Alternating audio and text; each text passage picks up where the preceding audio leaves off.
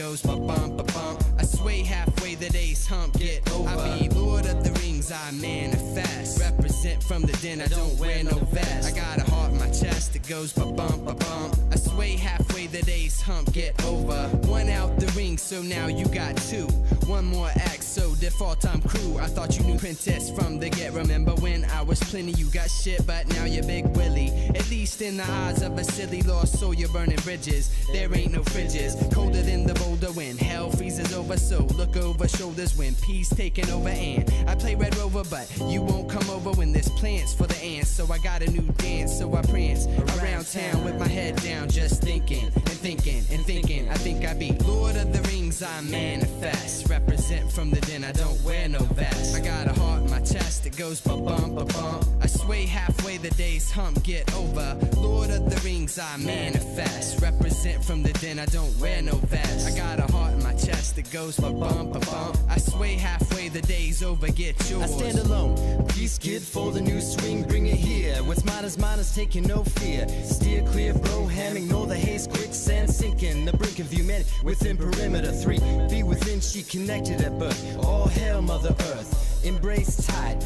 inner light divine, shine on excess ecstasy. The dark dismal distress is no friend of me, but gets the best of me. What's intended to be bliss I kiss, fist pound all around. True encouragement lost and found, so surround. The bark from the tree is what I be. Effigy, live, love, and I see supreme. I revolve around Apollo and he around the sky. Beyond the sight sees trees stolen from my essence, no blessing. A true lesson learned by time, line by line. The road moves one way and there's only new days. It goes ba-bump, ba-bump, bump, click, bump. Ba-bump, ba-bump, bump, click, bump. Ba-bump, ba-bump, bump, click, bump.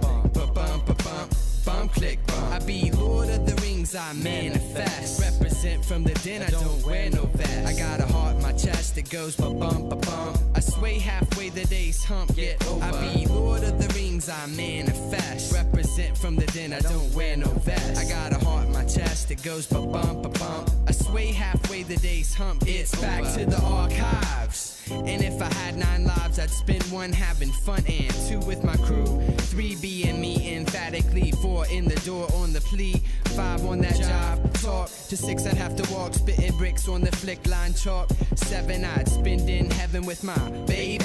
I'd never show neglect, not even maybe. 8 no debate, I would've laid on the friction. 9 sip the new wine to fuck up my diction, but this ain't no fiction. 1 life to live in, 1 soul to give, so I keep it. I think I be Lord of the Rings, I manifest. Represent from the den, I don't wear no vest. I got a heart in my chest that goes ba-bump, ba-bump. I sway halfway, the day's hump, get over. I be Lord of the Rings, I manifest. Represent from the den, I don't wear no vest. I got a heart in my chest that goes ba-bump, ba-bump. I sway halfway, the day's hump, get over. It goes ba-bump, ba-bump, bump, click, bump. Ba-bump, ba-bump, bump, click, bump. Ba-bump, ba-bump, bump, click, bump. Ba-bump, ba-bump, bump, click, bump.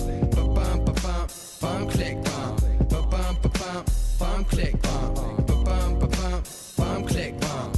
Ba-bump, ba-bump, bump, click, bump. Ba-bump, ba-bump, bump, click, bump. Ba-bump, ba-bump, bump, click, bump. Ba-bump, ba-bump.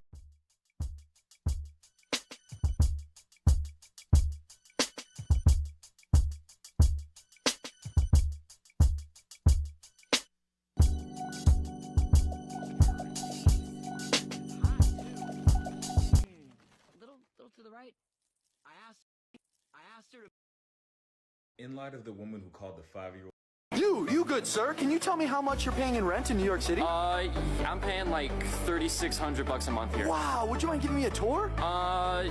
Yeah? Come on. Oh. Come on, man. Come on. Where?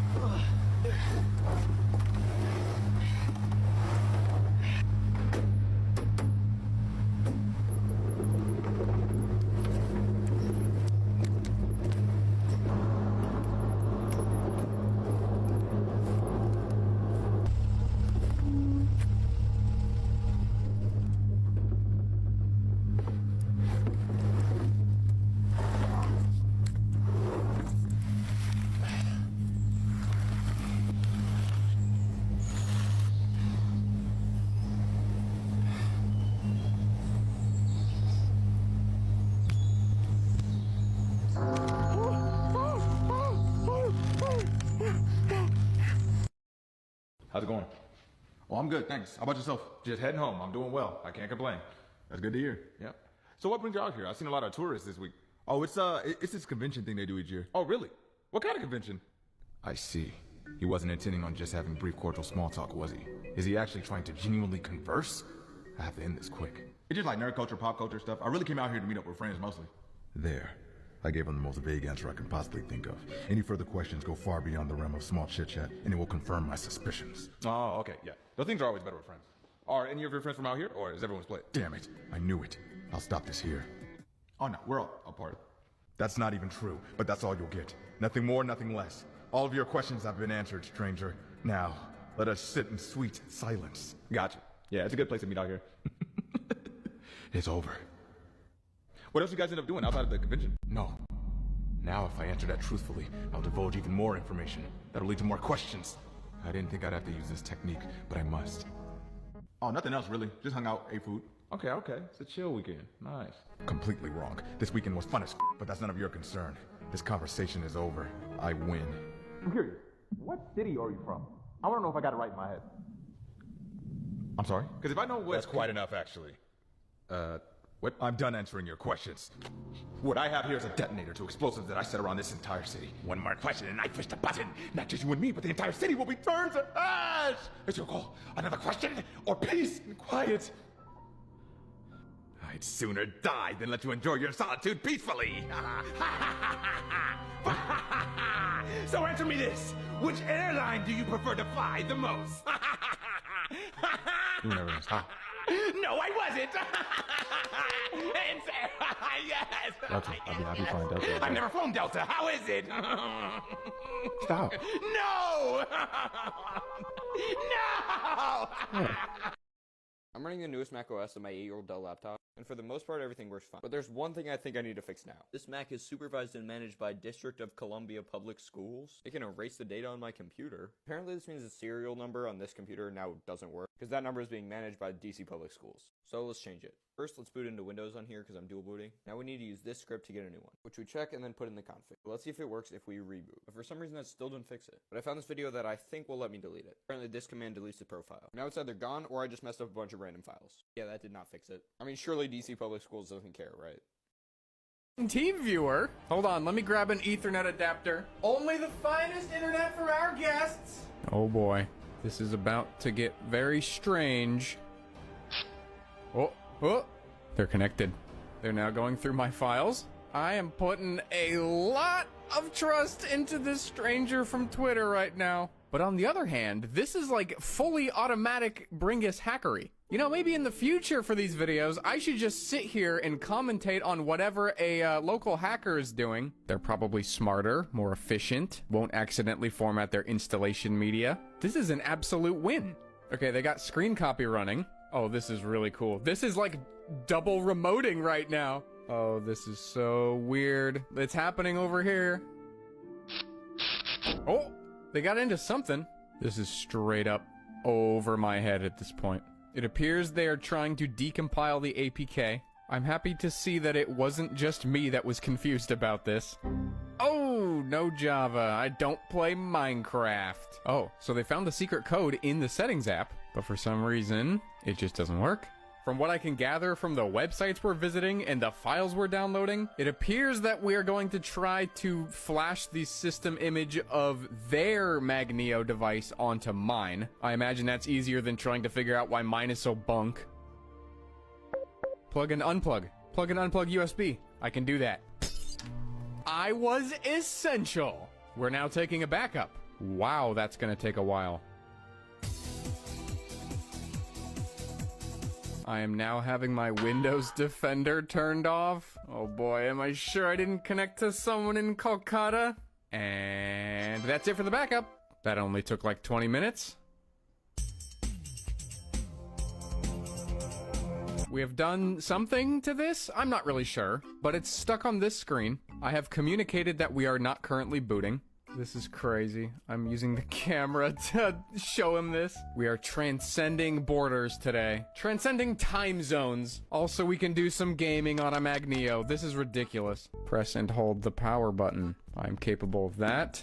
Well, I'm misunderstanding. Oh no, I don't know what they want me to do. Okay, it's doing a thing now. Mission success. Oh, we're booting now. And the reattempt? Yo, I think that was it. I think I'm being trolled right now. They're installing like a Windows phone. How about this? Team viewer. Hold on, let me. Team viewer. Hold on.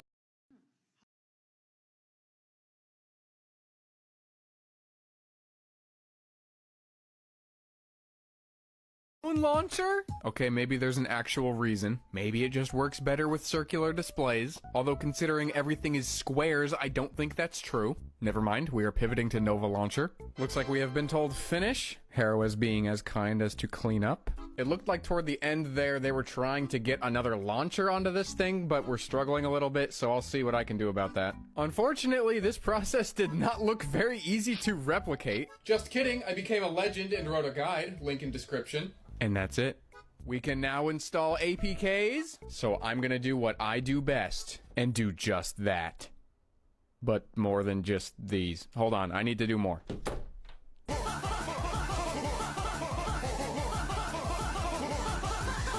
Here are the long-awaited specs. It is a MediaTek MT6735 4-core, who cares? Model Magneo. Magneo. Manufacturer Magneo. Board Magneo. 800 by 800 screen resolution, except not because you'd have to like cut off the corners and do some like geometry. 2 entire gigabytes of RAM. It supports up to OpenGL ES 3.1, and that's gonna be a problem, but I'll tell you about it later. Magnetometer. I want to test the magnetometer.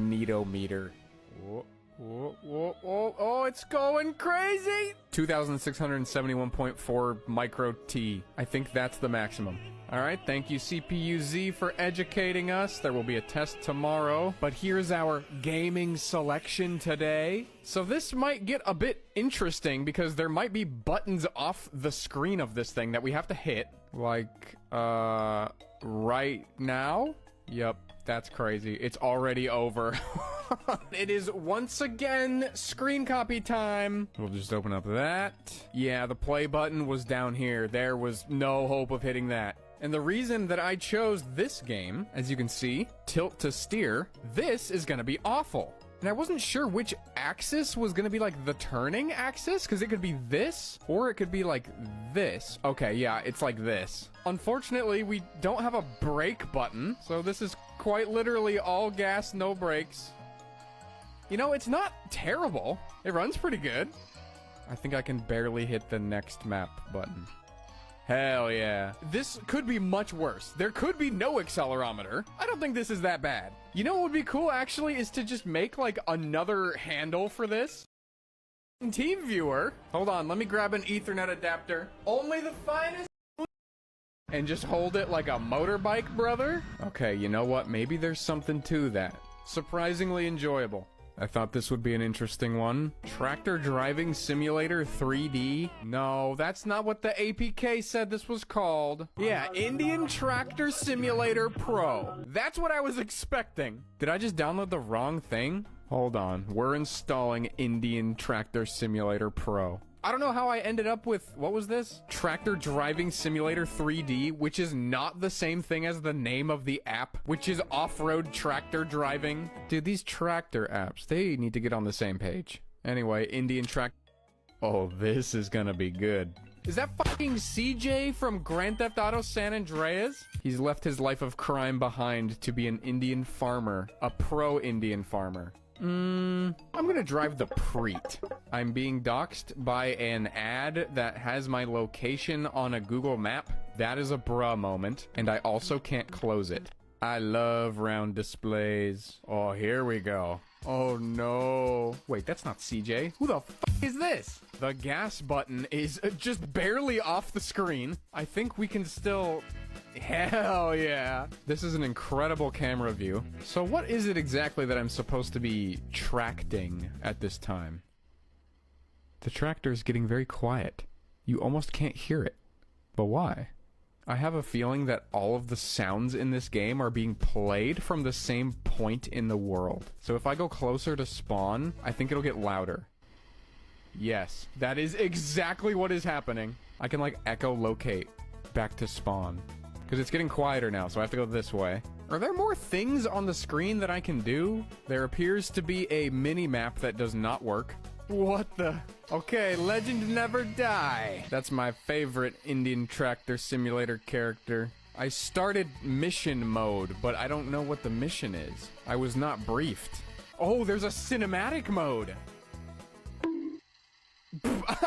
Wait, the steering wheel's chains? Look at this camera view. This is crazy. In my Indian Tractor, looking for your mom, you know I...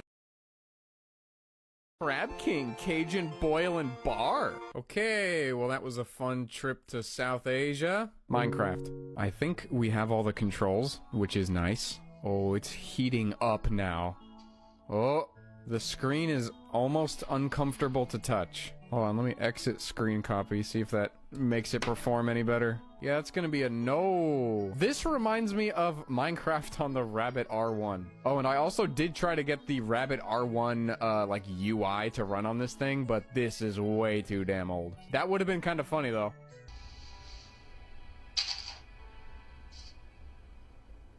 Whoa. Can I kill the pig?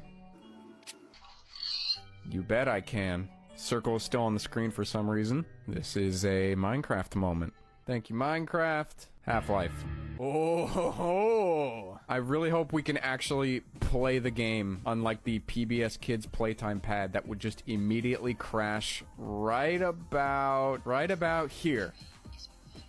We're good. We are missing some controls, but actually, we can kind of just move them over to fill the screen. Yeah, now this works. Oh my god, this is great. This runs, like, really good. Zash 3D runs so good on just everything.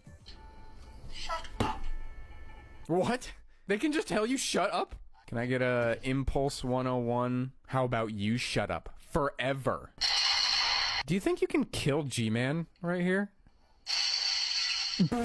I respawned in the hazard course. They're like, okay, if you died in chapter 1, clearly you need help. You hear that? The game is running. Somehow. Somewhere. But unfortunately, there is no game. It does not appear in screen copy. And you know how earlier I said that this thing is lacking OpenGL ES 3.2? Half-Life 2. Nintendo PlayStation. Oh, I forgot I had to delete all the games to make room for Half-Life 2. Hold on.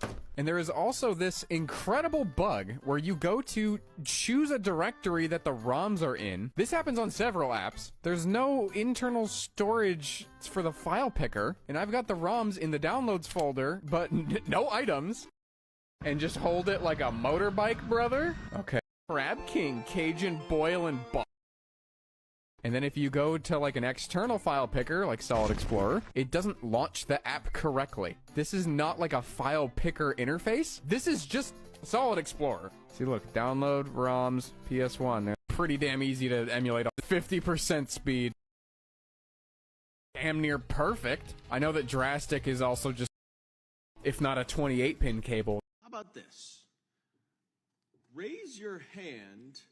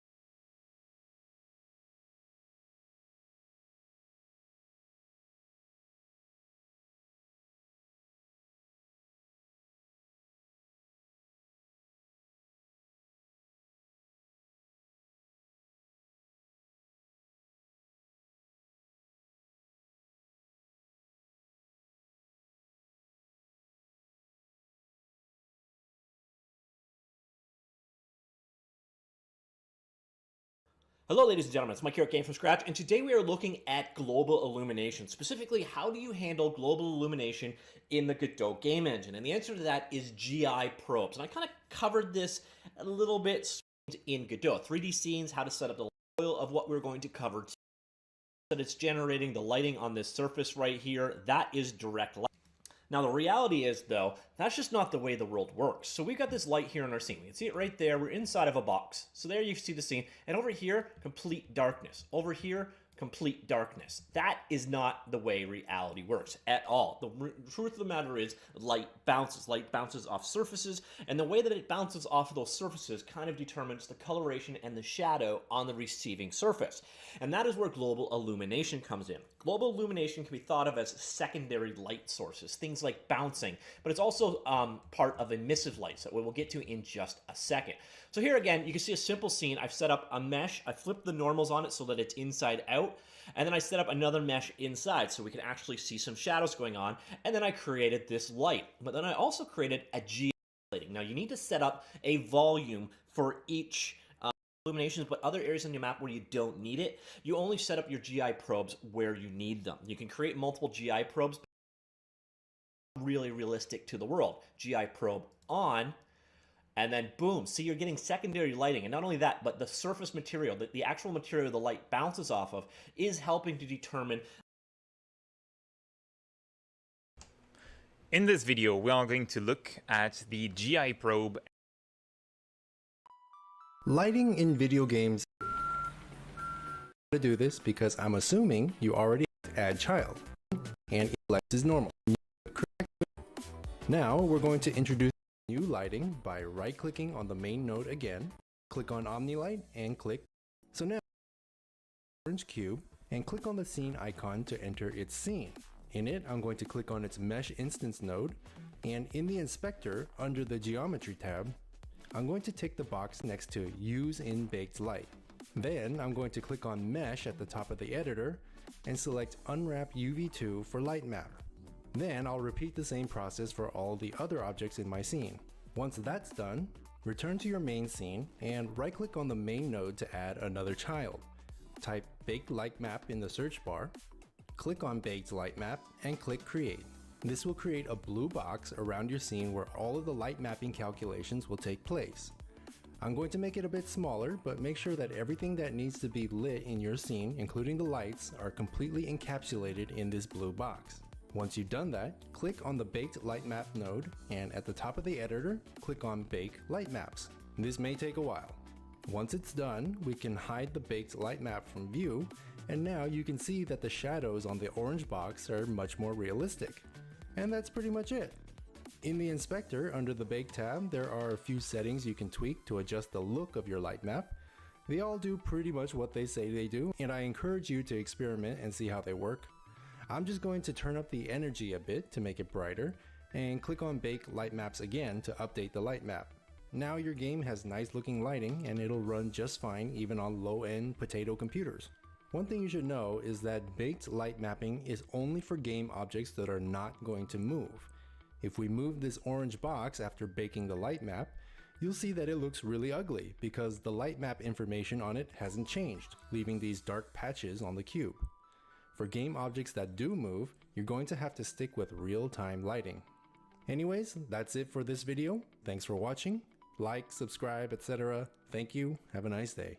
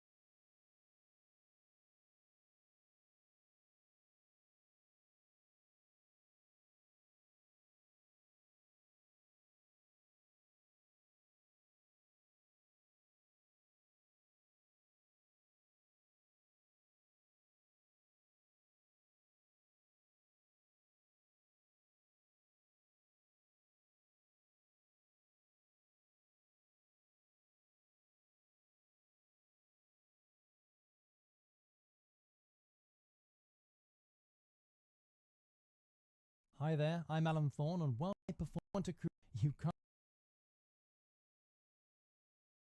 actually it using the Godot Light Mapper system. To demonstrate this, I'm going to begin from this sample project that I've created here. Now you can download the course files, this project, from the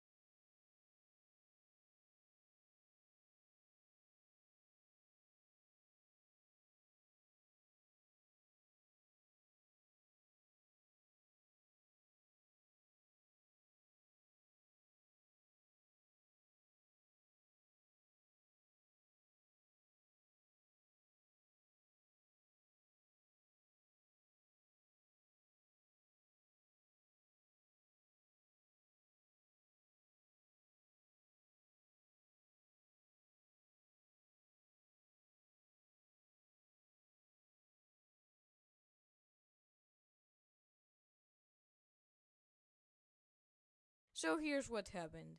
At my school, we have these overpriced pieces of Microsoft which have been restricted to uselessness, but which they still insist on calling laptops. Like, seriously, this is supposed to be a work tool? I can't even use the PowerShell. I can't even run executables. I don't have and can't download an IDE. Well, at least I have a browser. Except we can't watch videos or access Quora, Reddit, GitHub, Commons, AIs, Clipchamp, Gmail. You know, this is just a freaking toy. Like, not even that, every game is blocked, it's a piece of metal. Well, at least we have our trusty phones as our only digital toolbox. Except here, they are illegal! Anyway, so I was talking with the principal, and I asked him, hey, if I built my own cell phone, would I be able to use it here? And to my elation, he said yes. Did he maybe think I wouldn't? So here's how I did it. I had a Raspberry Pi Zero 2W lying around, basically a potato with 512 megabytes of RAM, but that wasn't gonna stop me. What I needed was a screen.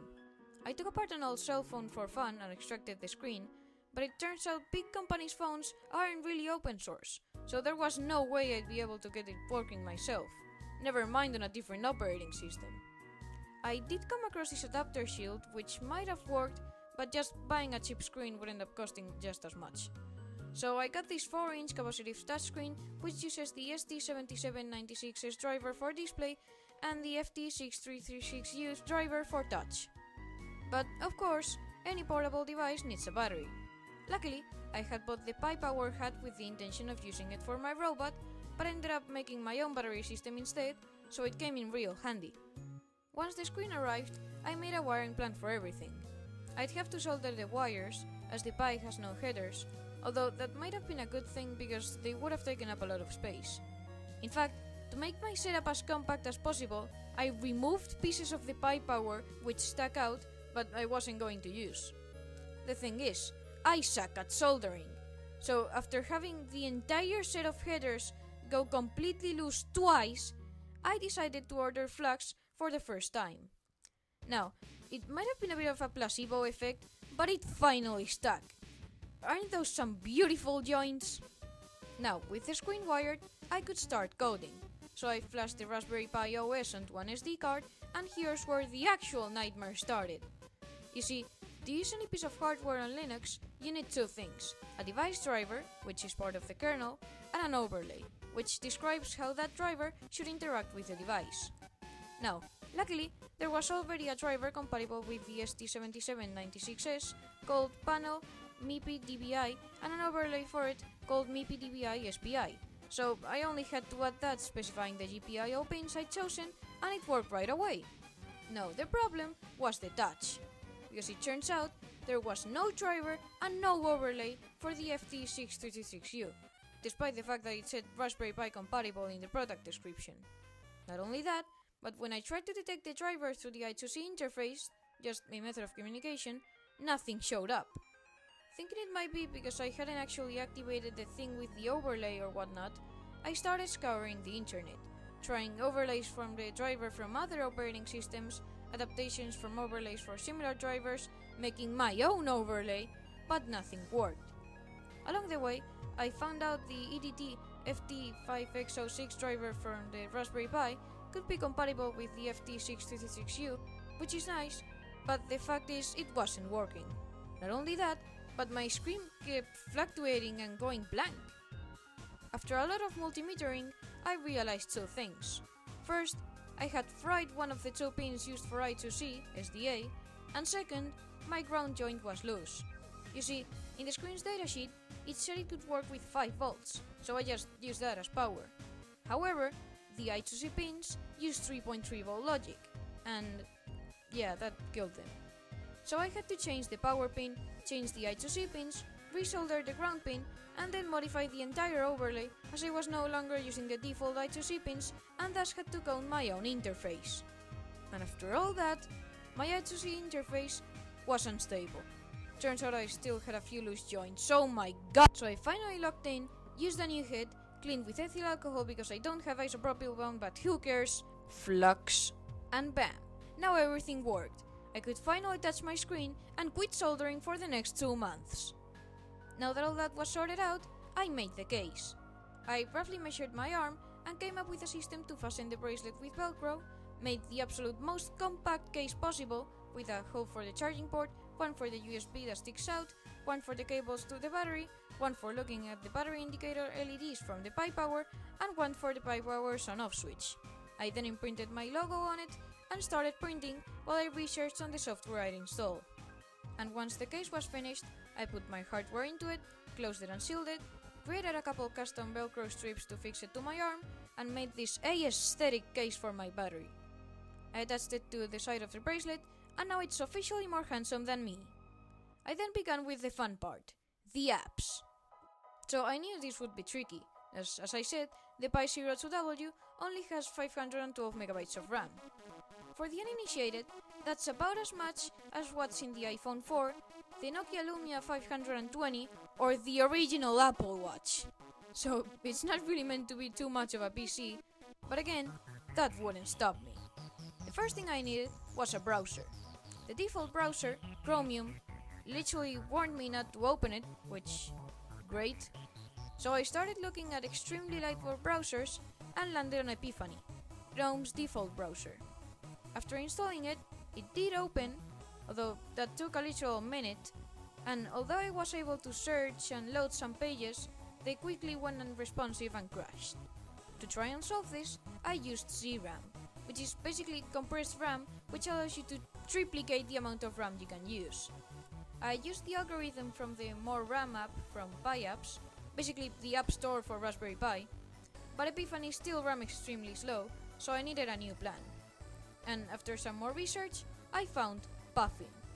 Puffin is a bit of a special browser, because instead of letting your device render websites, it does that in the cloud, meaning that my Pi would need to do basically nothing.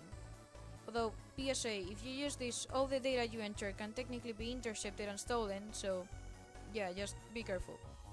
Inside Puffin, I was able to access Google Search, YouTube, Gmail, and most other websites.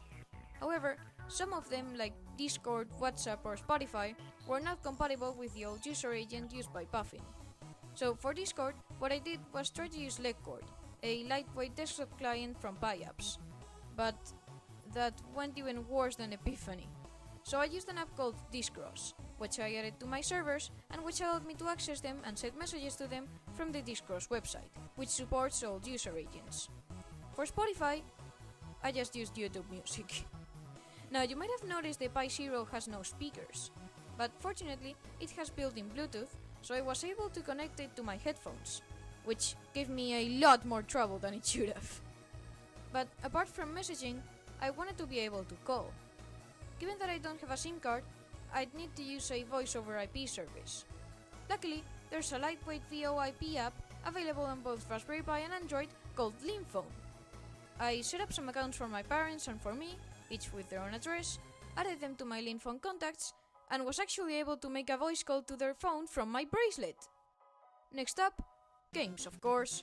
The first thing I did was go straight to the terminal and install Doom. And it worked, so we've officially run Doom on a bracelet. I also installed some other lightweight games, like Frozen Bubble, Neverball, Numtai Physics and SuperTax, and they're quite fun. Kinda feels like playing old Wii games. So then my bracelet was pretty much ready. I brought it to school, connected it to the Wi-Fi because I know the password cause I'm that cool, and Puffin didn't work. So I extracted some logs and stored them in files to analyze them at home. Now back at home, I figured my troubles were caused by the school network using TLS inspection and plopping darn near everything. Let me explain. So every time you access a website, it presents a certificate to your device. However, the device will only accept it if it's signed by a trusted certificate authority, the list of which you can actually check out in your settings. However, when a network uses TLS inspection, it intercepts any request your device makes, presenting its own certificate to it, and only then sends them to where you actually wanted them to go. It's literally a man-in-the-middle attack, and it allows the school to see every single thing we do online. Now, most devices and apps simply accept these new certificates and roll with it, but not Puffin. Now, it was hard to figure out why, because there's no documentation, no contact page, no debug output, no logs, no terminal options, and only a couple painfully generic errors with typos, but I've come to believe it uses certificate pinning, meaning that it won't take any certificates by authorities not setting the app's code itself. Because of this, I needed to avoid TLS inspection entirely. Normally, one would use a VPN to do this, but this was tricky because the network also has a firewall blocking basically every port. But one exception was port 443, the port used by HTTPS. That's right, IT, block that and you block Google. How about that? And I had two main options. Use a SOX5 proxy to make an SSH tunnel through port 443, for which I needed to get a dedicated server, which I unsuccessfully tried to get by making automated requests to Oracle Cloud for a total of like 60 hours, or try to use a VPN on that port and hope its traffic wasn't blocked by the network. So while I kept sending requests to Oracle, I tried Proton VPN on port 443, and it worked! I could now use my bracelet's most powerful tool. I automated the VPN connection, and with that and a dope new background, my job was done. I am now the only kid at school who can watch YouTube, chat through Discord, or access GitHub. Interestingly, in the RMB, the first thing my classmates did was call it trash and or try to get it banned so I couldn't use it. So that's how society is these days. Anyway, please like and subscribe. I think this was one of the coolest projects I've ever made, and I have huge things planned. Hello everyone, to the stupidest package that I've ever received. Not just because it arrived in an old Amazon box like this, but also because I forgot I even ordered this. See, sometime about a week ago, I must have been on eBay at 2-3 in the morning, and I left a starting bid on a complete motherboard bundle. I can't even remember what parts were in it. Long story short, I get a notification a few days ago that I won it for £2.80. I don't even need this. I forgot I ordered. There is no reason for me to own this. That's the main thing. I don't need this. So let's open this up and actually find out what we've got. I'll include a receipt somewhere in the video. Let me grab some scissors. So what did I actually buy? Well, I know it's a complete setup, and I know it cost me nothing. That was the easiest box opening we've had in a while. Here it is, packaged somewhat. So we've got here what would look to be a motherboard wrapped in a Tesco bag. That's actually what we've received. Not exactly marks for packaging there, but I suppose if you sell one of these for £2.80, why would you want to pack this well at all? Well, let's get it open. Ugh. Let's zoom in a little bit here and take a look at what we've got. Well, I can see we've got an AMD system. We've got... how much RAM have we got? I don't imagine for £2.80 you get much. We've got unspecified amount of Corsair RAM. It does not look like it's high capacity, but it is DDR3. That much we do know.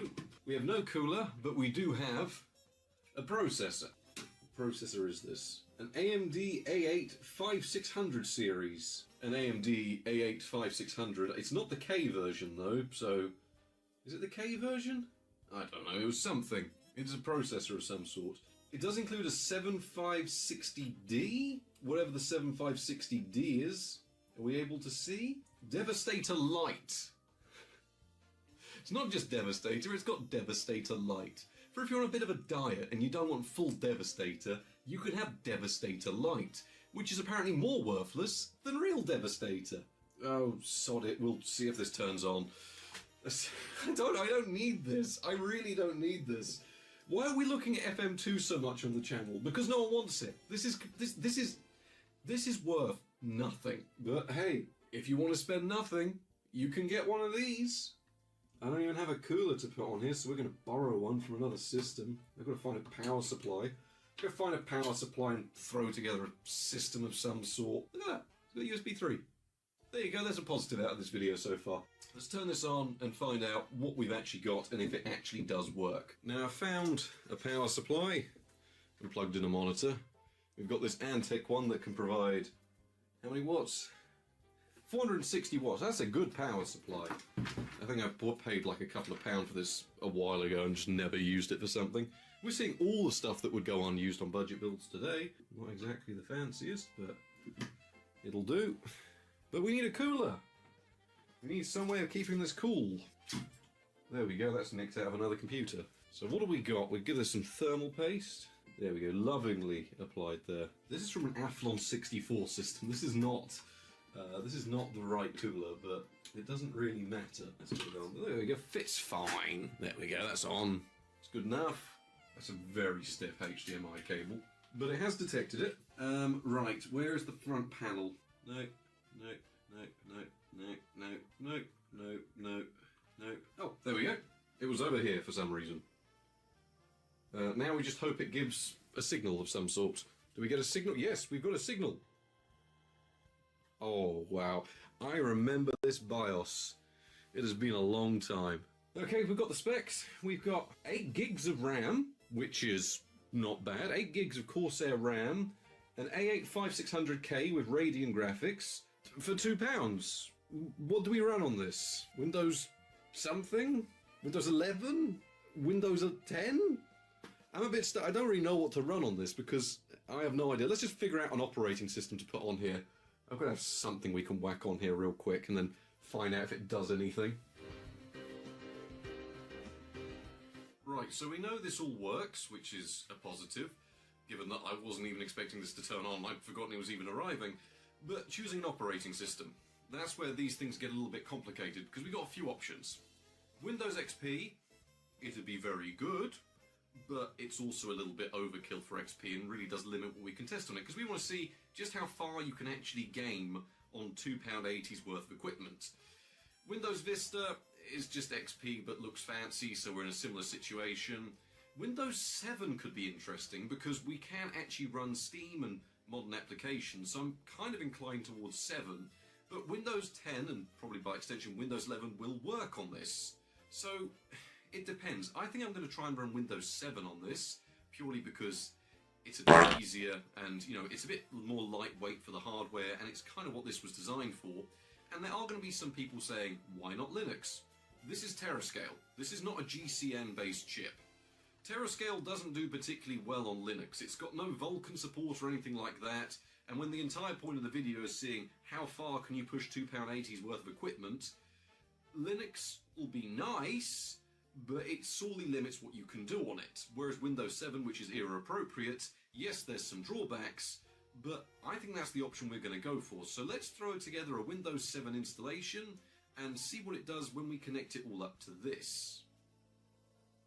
Introducing the new generation of Opera, the Opera One R2 browser, and it's been incredibly convenient to use. The browser has a clean, modern aesthetic with multiple themes, allowing me to customize its look with different colors, animations, and even the sounds of the browser. One of the standout features is the split screen function. You just drag a tab downwards, drop it on the either side, and your screen splits into two. This has been a real game changer for working on projects like my Pentium D video, where I can research on one side and have a OneDrive document open for notes on the other. Opera's built-in Aria AI is a fantastic feature that I can use, and I can access it without even leaving the page. It's just one quick shortcut. I can ask it to summarize any web page I'm on, and it can even recognize images from a single prompt, which is handy for finding some very strange PC components. Finally, the player in the sleek sidebar is perfect for keeping Spotify playing. I can hover over the icon, pause or skip tracks without even leaving my work, and I can detach the player and move it anywhere I need, even outside the browser. So a big thank you to Opera, and you can download it from the link in the description. Actually getting Windows installed on this machine wasn't too difficult, because it's Windows 7 and the only issue you'll ever run into here is USB 3 compatibility. Really, that is all there is to break on Windows 7. It works on virtually every PC I've tried. All I did was whack the ISO onto a USB using Rufus, and within about 15 minutes we'd gone from a completely dead system that did nothing to one that was now running Windows 7. I miss how easy installations used to be. We really peaked here with operating system install technology. Windows Vista and Windows 7, you're going from plugging in the USB to using the computer in literally 15 minutes. I mean, sure, I did have to actually set up the system disk and command prompt, but that's because I'm using one from a fairly dated Windows Vista system, and that needed wiping off and converting the partitions. That's pointless. That doesn't even matter. What matters is we had an operating system on here. When we actually got to the desktop, I thought the best chance this PC was going to have was to set up everything using the PC itself, just so we can see how it's doing. And we went through and got everything together, new drivers, even down to chipset drivers, which weirdly enough, in classic AMD fashion, do actually update to a newer version over the graphics drivers, but they just completely break the driver interface, and they now crash on launch, so I'm glad I set all the settings I wanted before I installed the chipset drivers. Don't ask me why AMD has done this. This is just how Terascale works, and this is on a period-accurate operating system, so good going, AMD. And despite these systems seeming a bit slow over on Windows 10, because we saw one not too long ago, here in Windows 7, they actually have no problem keeping up with modern computers. They are remarkably snappy. And we aren't exactly giving this a modern-day scenario with the best of parts, because, let's be honest, this is £2 worth of junk PC parts whacked together with a 60GB SSD that I'm fairly sure is well over a decade old. I've never checked the health on it, I just keep on relying on it anytime I need a small SSD. But if it works, it works. So just what are the specifications of this absolute abomination of a setup we have? Well, we have an AMD A8 5600K, which is a 2012 AMD APU that in also standard AMD fashion of the era is bested by even some Core 2 Duos. It has no L3 cache whatsoever, but does actually support a lot of modern features. It has 4 cores depending on who you ask, some will say it's 2, some will say it's 4, you can argue in the comments about it and no one's going to come to a conclusion because no one's going to change their mind. It does rather handedly, for today's video though, have an integrated graphics chip, the Radeon 7560D. And some of you will be looking at and going, wow, Radeon 7000, that's cool, that's GCN. But no, this is actually a Terascale chip. So in 2025 is probably one of the worst chips suffering out there today. To make matters worse, this is a cut down version called Devastator Lite. And the performance is devastating because it comes in with 256 shaders of questionable quality. It's Terascale, they were never great. We do also have 8GB of DDR3 clocking in at 1600 MHz, and it is really rather nice Corsair stuff. The motherboard is also an entry-level MSI one that was all the rage back in the day because they sold them on Amazon for about 20 quid, and it has USB 3, overclocking support and lots of outputs, which is actually kind of nice. All in all, this setup cost me £2.80. I really don't want it, but we have it, and that is that. Anyways, I've gone through and completed all of the benchmarks the best I can, and we have Steam running here on Windows 7 using Tiny Mode to give things even, a better chance of working, taking up less RAM and things. We even overclocked the system. There was no precision doing this here. We straight up just went full send on the sliders and saw if it crashed when it loaded again.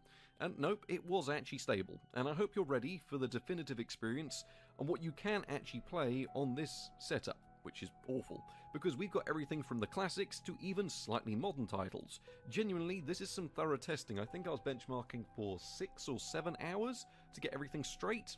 Anyway, just how does this complete dirge of parts perform in the benchmarks? Starting off the benchmarks, we have Half-Life 2, which we defaulted to the standard full resolution of the monitor really with 1080p and the very high settings selected, so virtually everything cranked up other than MSAA because we didn't really need it. We had that set on about 2 times I think. But anyway, we had the game running with a 112 FPS average, where even as a worst case scenario we were still seeing well over 60 FPS. So to start it off on a good note, virtually anything from the Source Engine era, well, this machine just cuts through it with no problems. And for £2, you can enjoy a lot of classic games like Half-Life 2, Counter-Strike Source, anything like that, and it's gonna run very well.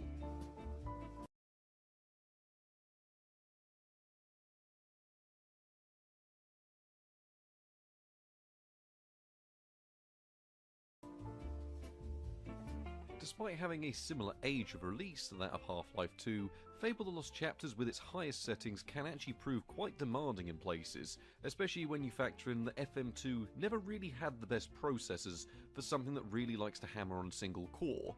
It's also probably worth me mentioning at this point to completely ignore what MSI Afterburner is saying in the top left about temperatures and even utilization, because I've been looking at them and really the only one that's making any sense is the frame rate, the frame times and the memory usage. Everything else is just random gibberish. But anyway, Fable The Lost Chapters ran at about 36 FPS on average, but didn't drop too much beneath this when there were lots of NPCs on screen, which is a very good showing. See, the one thing this graphics card can do is actually use GPU scaling quite effectively, because with this set it meant that we could enjoy the weird 1400 by 1050 resolution that Morrowind supports by default. I never use this resolution, but apparently lots of old games support this, and is actually rather nice to look at when it's scaled properly. Either way, we had everything turned on. We had very little in the way of, draw distance problems or anything like that, so we had real-time shadows, pixel shaders, all the fancy stuff whacked on, and we were still seeing well over 100 FPS a lot of the time. Generally in towns and cities this would drop around to the 80 FPS mark, sometimes to around 60 FPS, but Morrowind ran very well. But just because one thing runs well doesn't mean everything will. See, you might remember a few weeks ago I was complaining about Terrascale and how it can have weird problems on newer operating systems. I mean, Windows 7's not too bad for it, at least not as bad as Windows 10 and 11, but this is a prime example. Far Cry 1 here running with high settings in 1080p, and with the latest Terrascale drivers available for this graphics card that's in the APU, performance is bad. Let's put it this way, generally, when not much was going on, you were seeing about 51 FPS, which is great. But this would drop down to a stuttery mess at random places and then fix itself almost at random, and there was nothing you could do to fix this. I tried different drivers, I tried different settings. Changing the settings lower would make the average go higher, but the 1% lows would stay the same. So Terrascale being weird here means that Far Cry, you're going to have to whack an older operating system on this if you want to play it, or do some more tinkering around. Because on the other hand, Star Wars Battlefront here was running with admittedly a slightly lower resolution, but still a full 16:10 resolution, and was running with the same average, but a much better set of 1% lows. And it was a much more playable experience. Trust me, this looked and ran great. There could be slowed down to around 30 FPS when you were stuck in the midst of a heavy battle with lots of effects going on, but really that was only briefly and wasn't too bad. The frame time stayed rather consistent, so Star Wars Battlefront looks, run and plays great on £2 worth of hardware. It was around this point I decided we'd go for something a little bit more intensive, so we moved from classic titles up to ones from the mid-2000s, and Oblivion, with medium and high settings in 720p, actually looks and runs fine. I mean, don't get me wrong, when there were lots of NPCs on screen it could drop down to the mid-30s, which was entirely understandable given that these FM2 CPUs really do struggle in this era because they are not very single-thread based, or they're not very single core performing. They're not good is the point, but either way it will run, and it will run okay even using the iGPU, so Oblivion wasn't a problem. The same goes for titles from the 2010s, at least the easier to run ones, where Mount and Blade Warband I whacked everything up to the highest of settings and left the frame rate cap at 60 FPS because that's just how the game launches. And we saw 60 FPS on average, not really a surprise there, but even in relatively large battles, it would only ever drop down to around 53 FPS, so you could quite easily enjoy Warband from start to finish on a system like this, which when you consider is a really fun game that is only properly playable on PC, unless you count the console ports that aren't very controllable, then this is a good way to get into titles like this.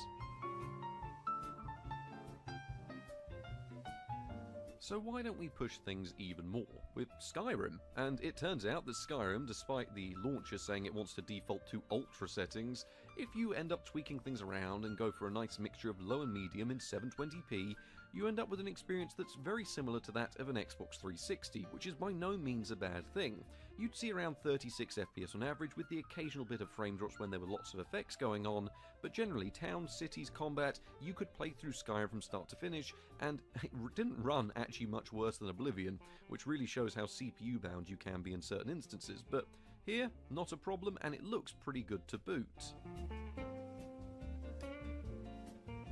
The thing is, seeing the performance of Skyrim did actually make me a bit too optimistic, as when you go much newer than this, the system falls apart completely. Shadow of Mordor with low settings in 480p was almost playable, but really 25 FPS, it's going to be a struggle to actually play it.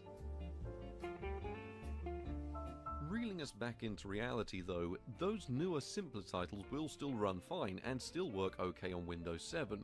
RimWorld, for example, will run through to the mid-game absolutely fine with around 55 FPS on average, which is surprising to see here. I mean, don't get me wrong, as the game progresses, if you're going to be building a big colony, it will be a complete slideshow. But generally, play on a smaller map or play with a smaller colony, and you can quite easily enjoy what is one of my personal favourite games absolutely fine. I mean, don't get me wrong, you will definitely see the tick rate slow down because that's the real metric you're looking for when benchmarking this game, and FM2 really doesn't lend itself to single core, but it still runs.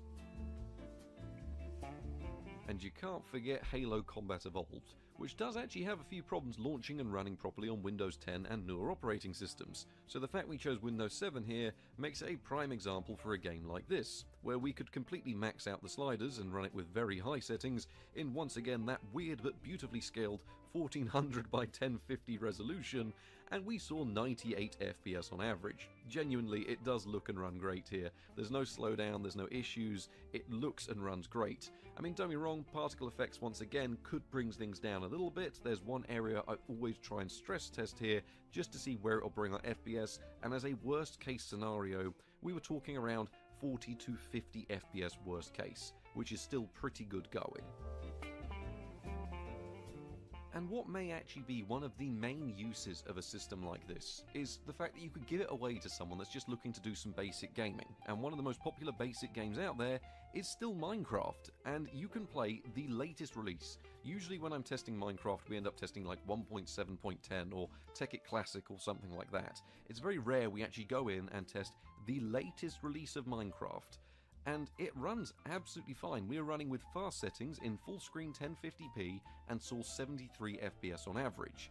Now don't get me wrong, when chunks were loading in it could be a little bit slower, and actually waiting for the world to generate was, I thought it was going to crash, but it didn't. It ended up running fine. So it did surprise me that Minecraft, if anything, looks to have become more optimized than it used to be, especially on hardware like this, which maybe gives it almost an actual purpose.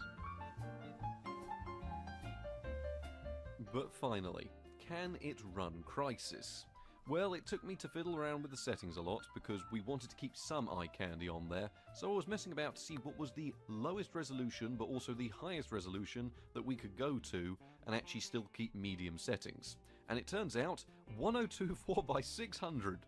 I've never used this resolution for benchmarking before, but this is all about seeing what we can do on this specific system. So if you do have one of these machines, turns out Windows 7, an overclock and 36 FPS is achievable with Crysis, which is absolute insanity. Imagine telling someone, yeah, you can just play Crysis on an entire system you can buy for £2. That would have seemed ridiculous back in 2008. I mean, it's not amazing performance, but the fact is, this game does run on what is appalling hardware. So, overall benchmarking performance is about bang on where I expect it to be. In fact, that's not actually quite right, because it did better than I thought it would. Because we tested a better FM2 system than this a couple of weeks ago, and the performance increase we saw from getting rid of the bloatware that is Windows 10, which is actually a stripped down version we're using their mind, and going back to Windows 7, gave us what felt like a much smoother experience. Maybe it's placebo. It's just a shame that a lot of, modern titles now bundle in launchers that straight up prevent you from launching them on Windows 7, even if they launched on Windows 7 originally. I'm looking at you, Rockstar. There is no reason why I shouldn't be able to play GTA 5 on this system that should run it on Windows 7. But even then, most of those games perform so poorly on a system like this that you really aren't missing out on much, and the reason they do perform poorly is because Windows 10 is a bit of a RAM hog, and on a system like this where your RAM is literally your VRAM, that doesn't help. Anyway, for classic games it's mostly excellent, and with a copy of Windows Vista, this would be an ideal retro setup. I mean, even a copy of Windows XP would fly here. Windows 7 just lets you branch out with a few more games like RimWorld and Skyrim, which tend to work a bit better, or launch actually, because you can still run Steam on Windows 7 and can't very easily, to my knowledge, on XP or Vista. But don't worry, I've already responded to the few of you that have commented in the first 5 seconds of this video saying this is an ideal emulation setup. And yes, you are actually right, because everything up to the GameCube works spectacularly well. Yes, you'll have to wait a second or so for the stuttering to calm down a bit because it's doing all the shader compilation mumbo-jumbo that's happening in the background, but after that's happened, this may actually be the most ideal use for a system like this. Even then, that may actually be a good time to whack Linux on this, so you've got a Linux emulation machine. The only downside is that OpenGL performance is not one of these APU's strong points, as emulation here tended to work best when we whacked things back to using DirectX 9. So there we have it, £2.80's worth of junk parts that I didn't mean to order and don't really want to keep, and it goes to show that stuff like this can still even be used for either modern tasks, just about, or as a perfect mid-2000s system for running older titles, and some slightly newer ones as well. Just if you're going to be doing that, you should probably run an older operating system with some older drivers, because not all is perfect here.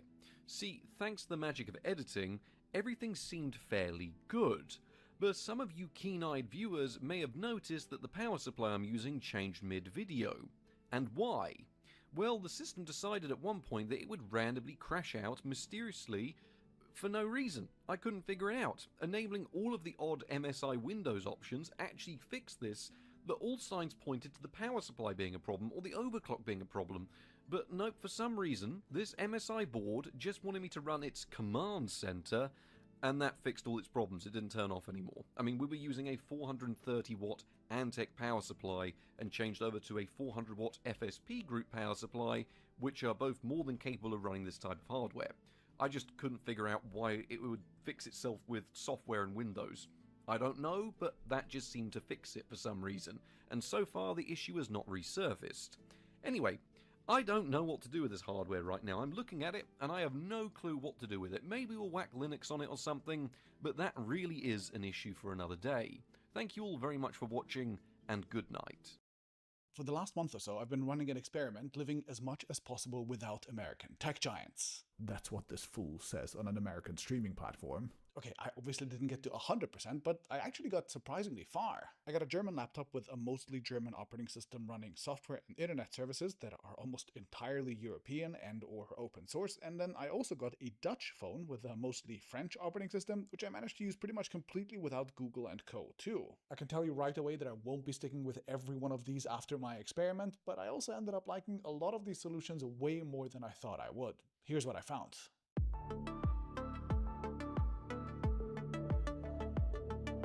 As a disclaimer, I got both the laptop and the phone sent over as review units, but none of the companies mentioned in this video have sponsored it or had any control over what I said. Instead, this video was sponsored by Nebula, who I'll talk about later. Okay, starting with the devices, this is a laptop from Tuxedo, which is as German as a machine can get. Tuxedo is a German company who even assembles all of their machines in Germany. Now, of course, they use 4 components, like an Intel chip, for example, but the operating system here is Tuxedo OS, which is actually their own version of Linux too. It's based on something called Ubuntu and KDE.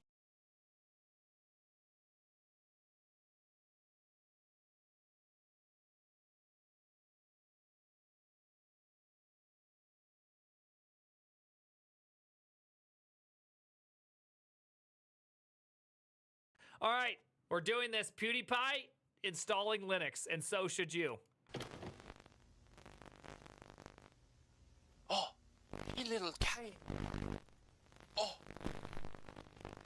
you poor boy. You disgusting little thing. Oh, what happened to you? Oh, look at yourself. You're the blob from I Have No Mouth, but I Must Scream. Oh. Who did this to you? Was it Windows? Oh, Mac OS? Oh. I hope you know that the actual video is normal looking. This is just my Linux experience. There's not actually even a joke going on right here. Don't worry. I can save you. Install Linux. What if I told you you can look like this? Anyway, let me start this off by saying I am not a tech guy. You saw my PC building video. Looks all bent. I'm surprised the whole thing hasn't exploded. It's like sitting next to a bomb every day.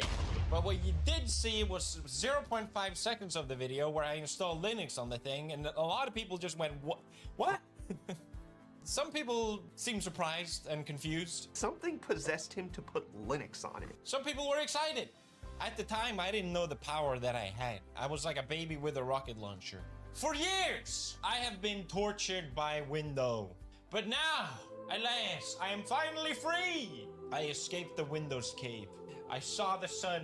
The shadows are gone. It blinded me for a moment. And now I'm speaking to you in the cave. Is this how it feels to be an Arch Linux user? Is this what it's like? I use Ubuntu, so it's like I'm like a Windows user using Linux, you know what I mean? It's not even real. I'm faking it. Enough reference. Okay, so I'm gonna yap about Linux for as long as this video is, and you're gonna listen. I want to start off by going through the reasons why I switched to Linux. It's different for everybody. Number one is how backlit this shot is.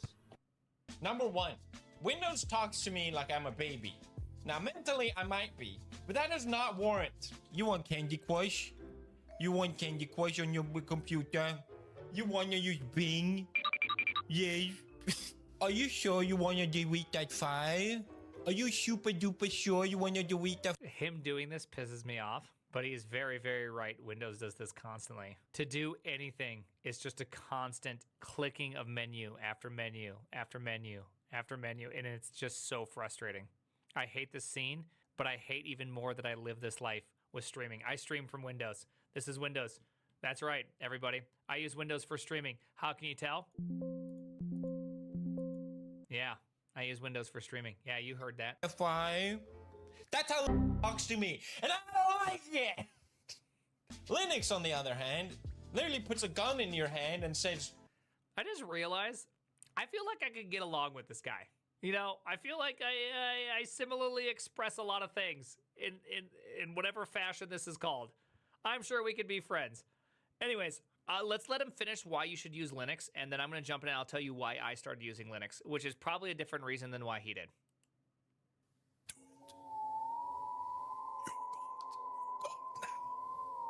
my first sort of aha moment when I installed Linux or started using it was, wait a minute, it does exactly what I wanted to do. And there's just a really powerful feeling about that. I do want to show you guys my setup as well. I will get into that. But so first, reason number two. That's as so an funny. epic minimalist, Dude, that is so funny that we've entered a state in our world where this is a selling point. I just want you to take a step back and really think about that. That the selling point for using Linux is it does what you tell it to do. Like, how did we get to this point? Like, how is that a selling point? How is that just not everything? I know people are saying corporate greed or capitalism just to trigger me into a 5-minute conversation about communism, but that's not it. It's more than that. And I think you guys are all guilty of this too. Watch this. We're going to do this. People, are you ready? I'm going to prove it to you. Okay? It's not corporatism. It's youism. Do you think the average person is smart? Type 1 if yes, 0 if no. I'm going to see a lot of zeros, huh? Okay. So you guys do know that there's like a lot of you in here, right? So just in case you're wondering, a lot of you are going to be on that back half of the IQ curve respectively. Not to kill you or anything, but we're going to have to call 911 to report a murder here. The reality is that everybody thinks everybody else is stupid. So we all build software and everything to have constant guardrails on to prevent stupid from happening. And stupid does happen, but we've built a world around stupid. Everything is just like, yo, people too dumb. They don't know how to delete a file without thinking that they're going to delete the operating system, so we better like give them 1,000 warnings. Like, that's what this is. This is just stupid. Bloat. The bloat is real. It always bothered me. Anytime I install a new Windows. By the way, Candy Crush thing though. Candy Crush, I hate Candy Crush, okay? Candy Crush is, I just hate games to design to just simply waste time and get you to spend money. Anyways. Setup as well. I will get into that. But first, reason number two. As an epic minimalist, the bloat is real. It always bothered me. Anytime I install a new Windows, I spent like an hour trying to uninstall all the pre-packaged BS that I don't want. Windows is like, I know you paid $100 or whatever for me, but I'm still gonna put ads in here. Yes. Okay, that's corporate greed. Okay, to be completely fair, that's corporate greed. I'll give that one to you. Hey, commies, I'll give that one to you. Okay, that one's for you. It's true. They obviously put Candy Crush in there because they make money. And it's very annoying. I don't know how there's not just like Windows, the Windows edition. Like, can a brother just get Windows? Like, how is this not a thing? How is this just not a thing? Can I just have regular ass Windows? Windows, the Windows edition should be something they offer. Also, Copilot is just actually the... How did we arrive to the world where it's okay and it's accepted that Microsoft is going to take a snapshot of your computer every like 5 or 10 seconds, send it off to Microsoft land, and allow you to look at what you just done. Like, how's this a thing? And I know people are going to be like, oh, no, it's completely offline. It doesn't actually send it anywhere. Okay, let's pretend you're 100% right and Microsoft doesn't actually do something shady and does not actually send it up for the backups and all that, and they purely are offline. How long do you think that's going to last? I mean, seriously, how long is that going to last for? Remember when Firefox said that it's going to be privacy first forever? And that's a promise, and not even them could hold up to their standards. Microsoft's not even trying to be privacy first, okay? Microsoft is intentionally saying, yo, bro, we're here to make money, so you should use our totally free editor with our totally free service. It's just what we're doing. We're like kind people doing kind things. Put a little AI in here. You want that, right? That doesn't benefit me. It's for you, the consumer. Bing! It doesn't benefit me that you use Bing, but please use Bing. Microsoft is an annoying Swede, apparently. I still can't figure out how. I just need to Google it. I just haven't, but every time I open up a link, it still opens up Internet Explorer on my streaming computer because I just don't want to touch Windows ever for any reason at all. Like, if I can just, I do as few clicks as possible. I open up OBS, I open up second instance of OBS, I press Start Virtual Cam, I press Start Streaming, and I never touch it again. With Linux, nothing. Serenity. Peace. Don't even get me started on the Windows taskbar. You control what's on your computer. Duh, it's obvious. That is insane that you open up the taskbar, you open up the start menu, and it's just like, bro, here's some ads. Oh, here's some news for you. Dude, I know you want news. Here's news for you, dude. It's actually insane. Yes. How is this not a thing? Reason number 3, customization. I discovered this afterwards. Customizing on Linux is a... You want to hear a maybe overkill way of making your code flexible? Here's a magic spell. I've been messing around making a Magicka game for fun for about a week. You cast spells by picking some elements and picking what spell type you want to cast. I'm enjoying being able to mix and match spells and elements to get different results. What does this look like on the inside? I have a spellcraft scene that controls the creation of new